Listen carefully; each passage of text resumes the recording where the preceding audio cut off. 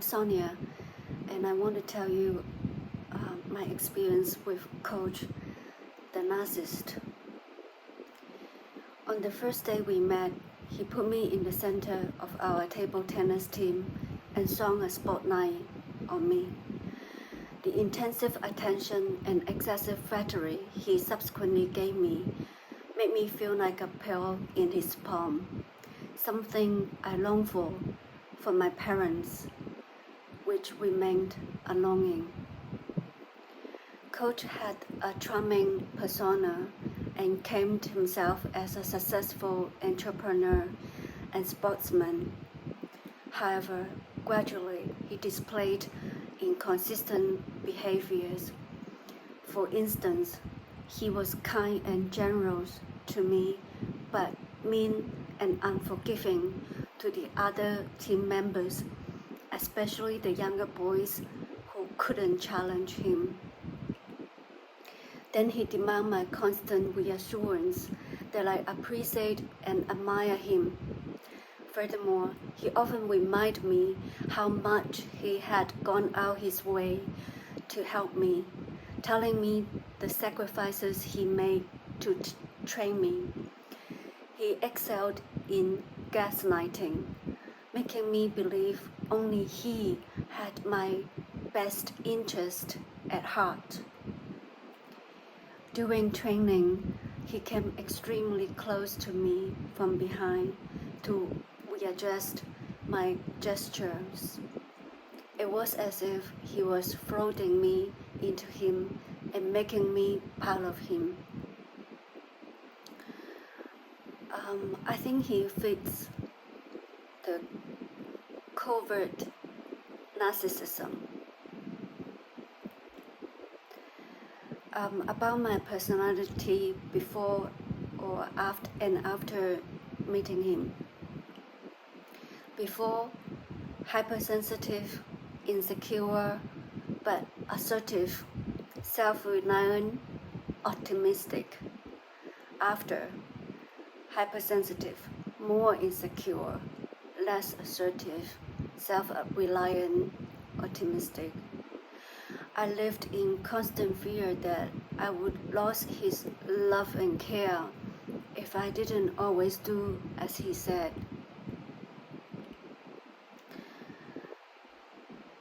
About my relationship with him, I look up to him as a fatherly figure. So my relationship with him was tense, as I constantly sought his approval, and he consistently showed me how much he loved me. About my childhood, my parents had an arranged marriage. Father loved mother at first sight, but his love was never reciprocated. As a hypersensitive child, I could feel the tension between them and often felt insecure and anxious. I probably suffered from insomnia since age 3 because I had a hard time falling and staying asleep, and I woke very easily. But I fell in love with classical Chinese literature when I was 10 and became an avid reader. My primary 5 Chinese teacher told me I could write, and it became the only thing I was proud of. Since then, I set high standards for myself, and whatever I do, I always have to give it 100% and do my best. About my home life, I felt like a shadow at home. Father might not notice if I didn't address him once throughout the year. Mother often showed her preference for elder brother and younger sister as she showered them with love and attention. Elder sister, my father, has always been a distant figure. It felt like my family could have a better life without me.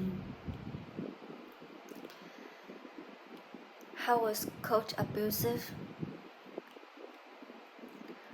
He raped me. After more than a year's training, he gained my total trust.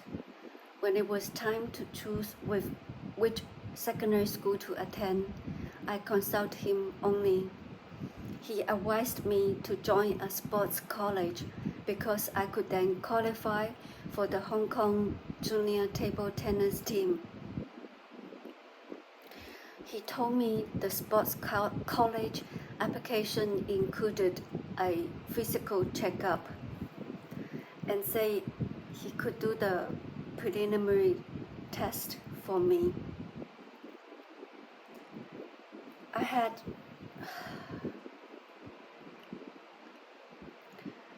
had no idea what it was and allowed him and followed him home.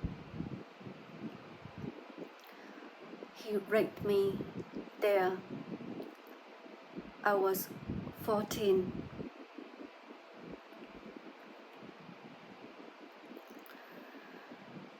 The rape haunted me for the rest of my life. It made me feel like a lesser human being. I didn't think I deserved love and couldn't let other good men I later met love me.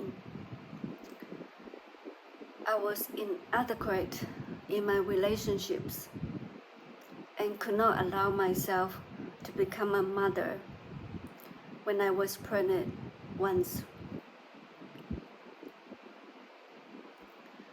My depression worsened and I became suicidal. My insomnia heightened as I associated bed with terror.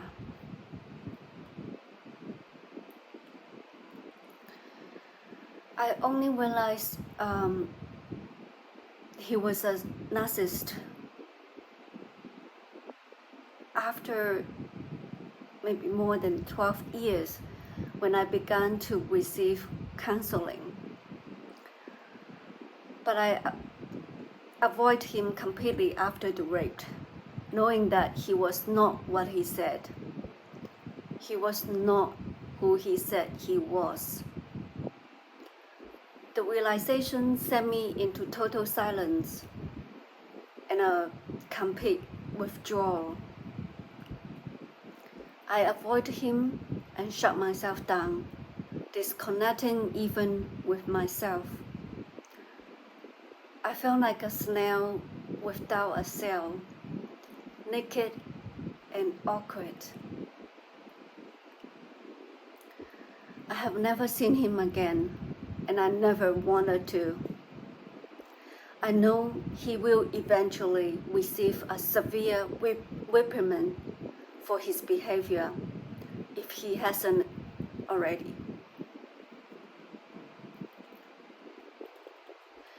About my healing process, I left him, left home, left Hong Kong, traveling alone to Taiwan without knowing anyone there.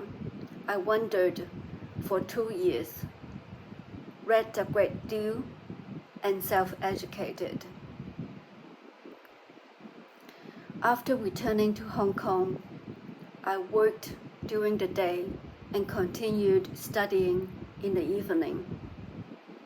Then I made it to the US and obtained my degree. Working and studying further, I attained my Master of Fine Arts in Creative Writing. The cumulative achievements empower me to keep going and rebuild my life and self-esteem.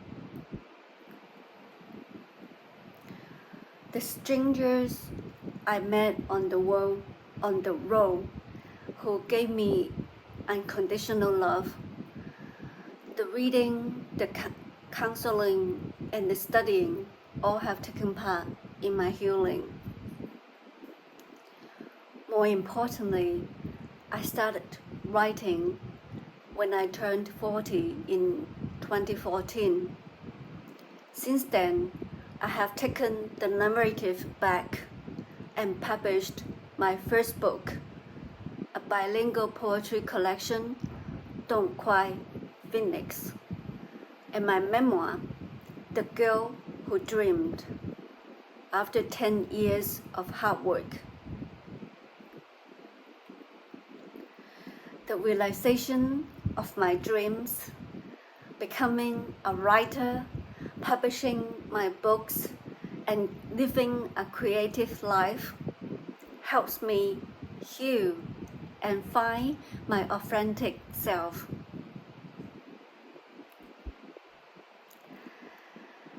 So, takeaway lessons. You can turn the darkest days of your life into a catalyst for change, a chance to embark on a new journey and recreate your life, because you are capable and worthy. So, take back the narrative. You deserve the big dream and are worthy of all the love